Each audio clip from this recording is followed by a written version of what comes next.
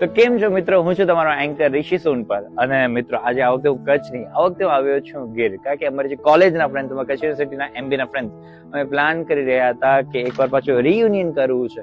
તો અમે અમારી જૂની યાદોને કેમ રિલીવ કરી શકીએ છીએ. તો મિત્રો તમે જોઈ શકો છો, અમે આવ્યા છું રેઇન ફોરેસ્ટ રિઝોર્ટ. એકચ્યુઅલી આ અમારો આખો પ્લેઇંગ એરિયા છે. અહીંયા અલગ અલગ ટાઈપની ગેમ્સ છે જે એકચ્યુઅલી અમે હમણાં મસ્તીમાં રમી રહ્યા છીએ.